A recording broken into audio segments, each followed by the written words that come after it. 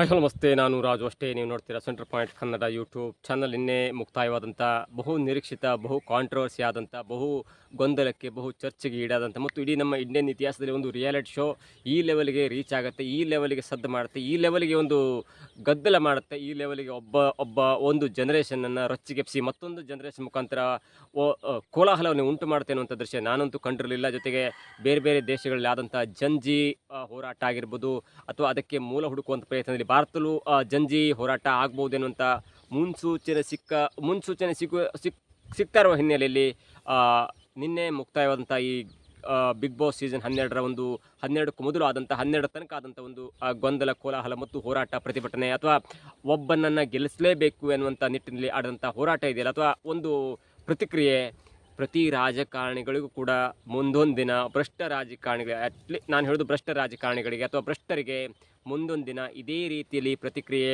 ಬಂದರೂ ಕೂಡ ಆಶ್ಚರ್ಯ ಪಡಬೇಕಾಗಿಲ್ಲ. ಹಾಗಾದರೆ ನಿನ್ನೆ ತನಕ ಆದಂಥ ಒಂದು ಪ್ರತಿಕ್ರಿಯೆ ಮತ್ತು ಮುಂದೆ ಭ್ರಷ್ಟ ರಾಜಕಾರಣಿಗಳ ಈ ಮುಖಾಂತರ ಏನೆಲ್ಲ ಆಗಬಹುದು, ಅನಾಹುತ ಆಗ್ಬೋದು, ಎಲ್ಲವನ್ನು ತಿಳಿಯೋಣ. ಅದಕ್ಕಿಂತ ಮೊದಲು ಹೇಳ್ತಕ್ಕ ನಮ್ಮ ಚಾನಲ್ನ ಸಬ್ಸ್ಕ್ರೈಬ್ ಮಾಡಿಲ್ಲ ಅಂದರೆ ಈಗಲೇ ಸಬ್ಸ್ಕ್ರೈಬ್ ಮಾಡಿ, ಜೊತೆಗೆ ಕಾಮೆಂಟ್ಗಳ ಮುಖಾಂತರ ತಮ್ಮ ಅಭಿಪ್ರಾಯವನ್ನು ತಿಳಿಸ್ಬೋದು. ಎಸ್ ವೀಕ್ಷಕರೇ, ನಾನು ಸಂಕ್ಷಿಪ್ತವಾಗಿ ಗಿಲ್ಲಿ ನಟ ಮತ್ತು ಆ ಬಿಗ್ ಬಾಸ್ ಸೀಸನ್ ಬಗ್ಗೆ ಒಂದು ಸ್ವಲ್ಪ ಹೇಳ್ತೇನೆ ಮತ್ತು ಅವರಿಗೆ ಸಿಕ್ಕಂಥ ಒಂದು ಓಟ್ಗಳ ಸಂಖ್ಯೆಯಲ್ಲಿ ಓಟ್ ಯಾಕೆ ಸ್ಟಾರ್ಟ್ ಆಯಿತು, ಆ ಲೆವೆಲ್ಗೆ ಸ್ಟಾರ್ಟ್ ಆಯಿತು ಎನ್ನುವುದನ್ನು ಹೇಳ್ತಾ ಹೋದರೆ ನೋಡಿ. ಬಿಗ್ ಬಾಸ್ ಸೀಸನ್ ಸೆಪ್ಟೆಂಬರ್ 28ಕ್ಕೆ ಅದ್ದೂರಿಯಾಗಿ ತೆರೆ ಕಾಣುತ್ತೆ, ಅಂದಿನ ಆರಂಭ ಆಗುತ್ತೆ. ಅದಾದ ನಂತರ ಒಂದು 50-60 ದಿನ, 70 ದಿನ, 80 ದಿನ ಎಲ್ಲವೂ ಕೂಡ ಸರಿಯಾಗಿ ಹೋಗ್ತಿರುವಾಗ ಕೊನೆಯಲ್ಲಿ ಯಾವಾಗ ಅಶ್ವಿನಿ ಗೌಡ ಅವ್ರನ್ನ ಹೈಲೈಟ್ ಮಾಡಿ, ಧ್ರುವಂತವ್ರನ್ನ ಹೈಲೈಟ್ ಮಾಡಿ ಗಿಲ್ಲಿಯನ್ನು ಮಕ್ಕಳ ಮಲಗಿಸುವಂಥ ಒಂದು ಪ್ರಯತ್ನ ಆಯ್ತಲ್ಲ, ಆವಾಗ ಒಂದು ಸ್ಪಾರ್ಕ್ ರೊಚ್ಚಿಗೆ ಹೇಳುತ್ತೆ. ಒಂದು ಜನ್ರೇಷನ್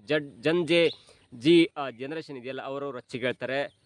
ಅದಾದ ನಂತರ ಈ ಕಡೆಯಿಂದ ಅಶ್ವಿನಿ ಗೌಡರ ಪರವಾಗಿ ಕರವೇ ಸಂಘಟನೆ, ಅದು ಇದು ಅಮೆರಿಕ, ಕೆನಡಾ ಎಲ್ಲರೂ ಕೂಡ ವೋಟ್ ಮಾಡುವಂಥ ಪ್ರಯತ್ನ ಆಗುತ್ತೆ ಅನ್ನುವಂಥ ಮಾತು ಹೇಳ್ತಾರೆ. ಮತ್ತು ಕಾರುಗಳ ಮುಖಾಂತರ ಪ್ರತಿಕ್ರಿಯೆ ಅಂದರೆ ಪ್ರಚಾರ ಎಲ್ಲವೂ ಕೂಡ ಅಂದರೆ ಅದು ಒಂಥರ ಚುನಾವಣಾ ಪ್ರಚಾರ ಆದಂಗೆ ಆಯಿತು. ಇಲ್ಲಿ ತನಕ ಯಾರು ಕೂಡ ಅವ್ರ ಮೊಬೈಲ್ ಇಸ್ಕೊಂಡು ಇವ್ರ ಮೊಬೈಲ್ ತೊಗೊಂಡು ವೋಟ್ ಹಾಕುವಂಥ ಅಥವಾ ಸಂಪ್ರದಾಯ ಇತ್ತು, ಅಭಿಮಾನ ಅಂತ, ಅದಕ್ಕೆ ಅಭಿಮಾನ ಅಂತಾರೆ.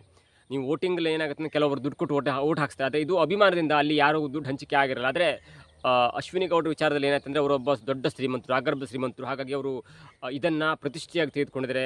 ಅವರು 100 ಕೋಟಿಯ ಒಡೆಯರಾದರೂ ಕೂಡ ಈ 50 ಲಕ್ಷ ಗೆಲ್ಲಬೇಕು ಮತ್ತು ತಾನು ತನ್ನ ವಿರುದ್ಧ ಏಕವಚನ ಮಾತನಾಡಿದಂಥ ಒಬ್ಬ ಗಿಲ್ಲಿ ನಟನ ವಿರುದ್ಧ ಹೋರಾಡಿ ಗೆಲ್ಲಬೇಕು. ಹಾಗಾಗಿ ನಾನು ಎಷ್ಟು ಖರ್ಚು ಮಾಡಲಿಕ್ಕೂ ಸಿದ್ಧ ಎನ್ನುವಂಥ ನಿಟ್ಟಿನಲ್ಲಿ ಯಾವ ಲೆವೆಲ್ಗೆ ಪ್ರಚಾರ ಆಯ್ತಲ್ಲ, ಅದು ಆಗ ಸ್ಪಾರ್ಕ್ ಹುಟ್ಕೊಳ್ತು. ಅದಾದ ನಂತರ ಕೆಲವೊಂದು ಕಿಚ್ಚನ ಚಪ್ಪಾಳೆ ಧ್ರುವಂತವ್ರು ಸಿಕ್ತು. ಅದಾದ ನಂತರ ಅಶ್ವಿನಿ ಗೌಡರನ್ನ ಪ್ರೇಸ್ ಮಾಡಿದಿರ್ಬೋದು, ಹೊಗಳಿದಿರ್ಬೋದು, ಗಿಲ್ಲಿ ನಟನನ್ನು ಕೊನೆಯ ವಾರದಲ್ಲಿ ಮಕ್ಕಳಿಗೆ ಮಲಗಿಸೋದು ಎಲ್ಲವೂ ಕೂಡ ಸ್ಪಾರ್ಕ್ ಮಾಡ್ತು. ಈ ಸ್ಪಾರ್ಕ್ ಯಾವಾಗ ಬೇಕಾದರೂ ಯಾರಿಗೆ ಬೇಕಾದರೂ ಆಗ್ಬೋದು.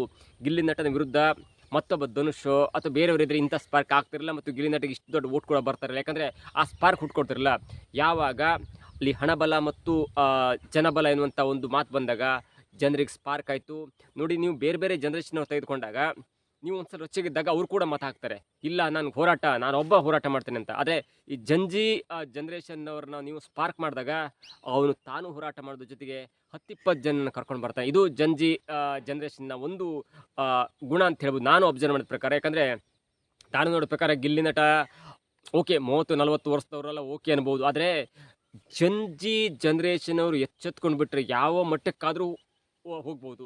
ಇಲ್ಲಿ ತುಂಬ ಜನ ಏನು ಮಾಡಿದ್ದಾರೆ ಅಂದರೆ ಅವ್ರ ಮೊಬೈಲ್ ತೊಗೊಂಡು ಇವ್ರ ಮೊಬೈಲ್ ತೊಗೊಂಡು ರ್ಯಾಲಿ ಗೀಲಿ ಎಲ್ಲ ಮಾಡಿದರೆ ಈ ಜಂಜಿ ಅಂದರೆ 1997ರಿಂದ 2012 ತನಕ ಹುಟ್ಟಿದಂಥ ವ್ಯಕ್ತಿಗಳಿದಾರಲ್ಲ, ಆ ವ್ಯಕ್ತಿಗಳು ನಿಮಗೆ 1997 ಅಂದರೂ ಕೂಡ ಇದೀಗ ಹತ್ರ 2026 ಅಂದರೆ ಇಟ್ಸ್ ಅರೌಂಡ್ 28-29 ವರ್ಷ.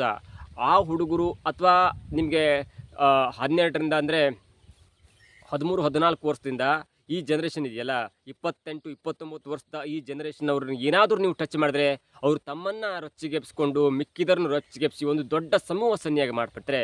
ಅದೇ ಆಗಿದ್ದು ಇಲ್ಲಿ. ನಿಮಗೆ 30-40 ವರ್ಷದವ್ರಲ್ಲ ಅವ್ರವ್ರ ಮತ ಹಾಕಿರು ಒಂದು ಇಬ್ಬರಿಗೆ ಹೇಳ್ತಾರೆ. ಆದರೆ ಈ ಜಂಜಿ ಜನ್ರೇಷನ್ ಅವರು ಮಾಡಿದಂಥ ಒಂದು ಪ್ರತಿಭಟನೆ, ಒಂದು ಪ್ರಚಾರ ಇದೆಯಲ್ಲ, ಅದು ಎಲ್ಲರನ್ನೂ ಕೂಡ ರೊಚ್ಚಿಗೆಬ್ಸ್ಬಿಡ್ತು. ಅಶ್ವಿನಿ ಗೌಡರ ವಿಚಾರದಲ್ಲೂ ಅದೇ ಆಗಿತ್ತು. ಅವರು ದೊಡ್ಡ ರಾಜಕಾರಣಿಯ ದೊಡ್ಡ ಹಿನ್ನೆಲೆಯಿಂದ ಬಂದವರು, ಹಣಬಲ ತೋಳ್ಬಲ ಎಲ್ಲದರಿಂದ ಕಪ್ ಗೆಲ್ಲುವಂಥ ಒಂದು ಹತ್ತಿರಕ್ಕೆ ಬರ್ತಾರೆ, ನಮ್ಮ ಬಡವರ ಮಕ್ಕಳನ್ನು ತುಳಿದು ಬಿಡ್ತಾರೆ ಅನ್ನುವಂಥ ಮಾತು ಅಂದರೆ ಹೊರಗಡೆ ಸ್ಪಾರ್ಕ್ ಆಯ್ತಲ್ಲ, ಅದು ಸುದೀಪ್ ಅವ್ರ ಮುಖಾಂತರವೋ ಅಥವಾ ಅಶ್ವಿನಿ ಗೌಡರ ಮುಖಾಂತರ ಅಥವಾ ಚಪ್ಪಾಳಿ ಮುಖಾಂತರ ಎಲ್ಲವೂ ಆದ ನಂತರ ಈ ಜಂಜಿ ಜನ್ರೇಷನ್ಗೆ ಸ್ಪಾರ್ಕ್ ಹುಟ್ಟಿಕೊಂಡ ನಂತರ ಓಟ್ಗಳು ಸಾಗರೋಪಾದಿಯಲ್ಲಿ ಬಂತು. ನಿಮಗೆ ಅರ್ಥನೇ ಮಾಡ್ಕೊಳ್ಳಿಕ್ಕಾಗಲ್ಲ. ನೀವು ಯಾವ ಲೆವೆಲಿಗೆ ನಾವು ಕೂಡ ಅಬ್ಸರ್ವ್ ಮಾಡಿದ್ವಿ. ಅವ್ರ ಮೊಬೈಲ್ ತಗೊಂಡ್ರು, ಇವ್ರ ಮೊಬೈಲ್ ತಗೊಂಡ್ರು, ಕಾರಲ್ಲಿ ಪ್ರಚಾರ, ಆಟೋದಲ್ಲಿ ಪ್ರಚಾರ. ನೀವು ಗಿಲ್ಲಿ ಮತ ಹಾಕಿದ್ರೆ ಸ್ಕ್ರೀನ್ ಶಾಟ್ ತೋರಿಸಿ, ಬಿರಿಯಾನಿ ಕೊಡ್ತೇವೆ, ತಲೆ ಹೇರ್ ಕಟ್ ಇದು ಮಾಡಿ ಎಲ್ಲ ಫ್ರೀ, ಅದು ಫ್ರೀ, ಈ ಫ್ರೀ ಅಂದರೆ ತಮ್ಮ ಒಂದು ಯಾರೋ ಒಬ್ಬರಿಂದ ಪಡ್ಕೊಂಡು ದಾನ ಮಾಡೋದು ಅಂತಲ್ಲ. ನನ್ನ ಹತ್ರ ಏನಾಗುತ್ತೆ, ನಾನು ಹೋಟೆಲ್ಲ ಓಕೆ, ನಾನು ಊಟ ಫ್ರೀ ಕೊಡ್ತೇನೆ, ನಾನು ಕಟಿಂಗ್ ಶಾಪಲ್ಲಿ ಇದ್ದೇನೆ ಓಕೆ, ನಾನು ಒಂದ್ಸಲ ಕಟಿಂಗ್ ಫ್ರೀ ಮಾಡ್ತೇನೆ, ನಾನು ಬಾಳೆಯಲ್ಲಿ ಊಟ ಕೊಡ್ತೇನೆ. ನಮ್ಮ ಚಿಕ್ಕ ಚಿಕ್ಕ ಚಿಕ್ಕ ಹೆಲ್ಪನ್ನು ನಾವು ಮಾಡ್ತೀವಿ. ಆದರೆ ನೀವು ಗಿಲ್ಲಿಗೆ ಓಟ್ ಹಾಕಬೇಕು. ಇದು ಜನರೇಷನ್ ಅವ್ರು ಮಾಡಿದಂಥ ಒಂದು ಮೋಡಿ. ಮತ್ತು ಇದು ಎಲ್ಲರಿಗೂ ಯಾಕೆ ಪಾಠ ಆಗಬೇಕಂದ್ರೆ, ಬಾಂಗ್ಲಾದಲ್ಲಾಯಿತು, ಬೇರೆ ಬೇರೆ ಕಡೆ ಜನರೇಷನ್ ಅವರು ಯಾವ ಥರ ಕೋಲಾಹಲವನ್ನು ಮಾಡ್ತಾರೆ, ಯಾವ ಥರ ಪ್ರತಿಭಟನೆ ಮಾಡ್ತಾರೆ, ಮತ್ತು ಆ ಪ್ರತಿಭಟನೆ ಹತ್ತಿಕ್ಕಲಿಗೆ ಆಯಾ ದೇಶಗಳು ಯಾವ ಥರ ಮಾಡುತ್ತೆ ಅನ್ನೋದಕ್ಕೆ ಇದು ಚಿಕ್ಕ ಎಕ್ಸಾಂಪಲ್. ನಮ್ಮ ದೇಶದ ನಮ್ಮ ರಾಜ್ಯದ ಮಂತ್ರಿಗಳು ಅಥವಾ ರಾಜ್ಯದ ಒಬ್ಬ ರಾಜಕಾರಣಿ ಕೂಡ ಹಣಬಲದಿಂದ, ತೋಳ್ಬಲದಿಂದ ಏನಾದರೂ ಹೀಗೆ ಮಾಡ್ಲಿಕ್ಕೆ ಹೋದರೆ ಮುಂದೊಂದು ದಿನ ಜನರೇಷನ್ ಅವರು ಸ್ಪಾರ್ಕ್ ಆಗಿ ಅದನ್ನ ಅವರ ಆತ್ಮಬಲವನ್ನು ಏನಾದರೂ ಕೆಡಕಿದ್ರೆ ಅಥವಾ ಅವರಿಗೆ ನಿಲುಕದಂಥ ಒಂದು ಕೆಲಸವನ್ನು ನೀವು ಮಾಡಿದ್ರೆ ನಿಮಗೂ ಕೂಡ ಇಂಥದ್ದೇ ಒಂದು ಪರಿಸ್ಥಿತಿ ಬಂದರೂ ಅಚ್ಚರಿ ಇಲ್ಲ. ಯಾಕಂದರೆ ಇದು ಗಿಲ್ಲಿಯ ವಿಚಾರದಲ್ಲಿ ನಮ್ಗೆ ಅನಿಸ್ಬೋದು ಅವನು ಬಡವರ ಮಕ್ಕಳು ಬೆಳಿಬೇಕು ಅಥವಾ ಹಾಗಾಯ್ತು ಹೀಗಾಯ್ತು ಅನ್ನೋದು ಕೂಡ ನಿಮ್ಗೆ ಅನಿಸ್ಬೋದು. ಆದರೆ ಇದರ ಹಿಂದೆ ಜನರೇಷನ್ ಅವರು ಯೋಚನೆ ಕೂಡ ತುಂಬ ಪ್ರಬಲವಾಗಿದೆ. ಅವರು ತಮ್ಮನ್ನು ಮಾತ್ರ ಉಪಯೋಗಿಸ್ಕೊಳ್ತಿಲ್ಲ, ತಮ್ಮ ಜೊತೆ 10 ಜನರನ್ನು ಉಪಯೋಗಿಸ್ಕೊಳ್ತಾರೆ. ತಮ್ಮ ಜೊತೆ 10 ಜನರನ್ನು ಈ ಟಾಕ್ ಮುಖಾಂತರ ಹೇಳ್ತಾರೆ. ಯಾಕಂದರೆ ಅವರಿಗೆ 20, 22, 23, 24, 25, 26 ವರ್ಷ ಇದೆ. ಅವರಿಗೆ ದೊಡ್ಡ ಜವಾಬ್ದಾರಿ ಏನಿರಲ್ಲ, ಹೆಂಡತಿ ಮಕ್ಕಳು ಆಗುವಂಥ ಹಂತಕ್ಕೆ ಅವರು ಅಂಥ ಒಂದು ಜನರೇಷನ್ ಇದೆ. ಅದರಲ್ಲೂ ಈಗಿನ ಈ ಡಿಜಿಟಲ್ ನೆರೆಟಿವ್ಸಲ್ಲಿ ಈಗಿನ ಒಂದು ಡಿಜಿಟಲ್ ಟೆಕ್ನಾಲಜಿಯಲ್ಲಿ ಅವ್ರಿಗೆ ಬೇಕಾದಂಥ ಡಾಟಾ ಸಿಗುತ್ತೆ, ಅವ್ರಿಗೆ ಬೇಕಾದಂಥ ಒಂದು ಉಪಕರಣ ಸಿಗುತ್ತೆ, ಅವ್ರಿಗೆ ಬೇಕಾದಂಥ ಪ್ರಚಾರದ ಒಂದು ಮೂಲ ಸಿಗುತ್ತೆ. ಎಲ್ಲವನ್ನು ಉಪಯೋಗಿಸ್ಕೊಂಡು ಮುಂದೊಂದು ದಿನ ಏನಾದರೂ ನಮ್ಮ ರಾಜಕಾರಣಿಗಳು ಚುನಾವಣಾ ಹಂತದಲ್ಲಿ ಹಾಗಾಯಿತು ಹೀಗಾಯಿತು ಅಥವಾ ಹೀಗಾಯಿತು ಹಾಗಾಯಿತು ಏನಾದರೂ ಮಾಡಲಿಕ್ಕೆ ಹೋಗಿ ಏನಾದರೂ ಒಂದು ಹಂತದಲ್ಲಿ ಏನಾದರೂ ಸ್ಪಾರ್ಕ್ ಆಯ್ತಂದರೆ ಆ ಸ್ಪಾರ್ಕ್ ನಮ್ಮ ರಾಜಕಾರಣಿಯ ಅಥವಾ ನಮ್ಮ ರಾಜಕಾರಣದ ಅಥವಾ ನಮ್ಮ ಪಕ್ಷದ ಬೂಡವನ್ನೇ ಮೇಲು ಕೀಳು ಮಾಡಿ, ಅಂದರೆ ಮೇಲೆ ಕೆಳಗೆ ಮಾಡಿ ಅದರ ಅಸ್ತಿತ್ವವನ್ನೇ ಸುಟ್ಟು ಹಾಕೋದ್ರಲ್ಲಿ ಯಾವುದೇ ಅಥವಾ ಸಂಶಯವಿಲ್ಲ. ಹಾಗಾಗಿ ಇನ್ನು ಮುಂದಾದರೂ ಕೂಡ ಈ ಗಿಲ್ಲಿಯ ಒಂದು ಗೆಲುವನ್ನು ನೆಪವಾಗಿಟ್ಕೊಂಡು ನಮ್ಮ ರಾಜಕಾರಣಿಗಳು, ನಮ್ಮ ಅಧಿಕಾರಿಗಳು, ನಮ್ಮ ಭ್ರಷ್ಟ ವ್ಯವಸ್ಥೆ ಸರಿಯಾಗಲಿಲ್ಲ ಅಂದರೆ ಮುಂದೊಂದು ದಿನ ಗಿಲ್ಲಿಯ ವಿರುದ್ಧ ಆದಂಥ ಷಡ್ಯಂತ್ರ ಅಥವಾ ಗಿಲ್ಲಿಯನ್ನು ಸೋಲಿಸಬೇಕೆನ್ನುವಂಥ ಪಣ ತೊಟ್ಕೊಂಡು ಮಾಡಿದಂಥ ಒಂದು ತಂತ್ರ ಇದು ಬಿಗ್ ಬಾಸ್ನಲ್ಲಿ ನಮಗೆ ಸಹಜ ಅನಿಸ್ಬೋದು. ಆದರೆ ಎಲ್ಲೋ ಒಂದು ಕಡೆ ಆತ್ಮಬಲಕ್ಕೆ ಅಥವಾ ಏನೋ ಒಂದು ಕಡೆ ಒಂದು ಟಚ್ ಆದಾಗ ಈಗಿನ ಜನರೇಷನ್ ಅವರು ಯಾವ ಲೆವೆಲಿಗೆ ಕೂಡ ಏನು ಬೇಕಾದ್ರೂ ಮಾಡ್ಬೋದು. ಅದಕ್ಕೆ ಒಂದೇ ₹1 ಖರ್ಚು ಮಾಡದಂತೆ ಗೆದ್ದಂಥ ಗಿಲ್ಲಿಯ ಸಾಕ್ಷಿ.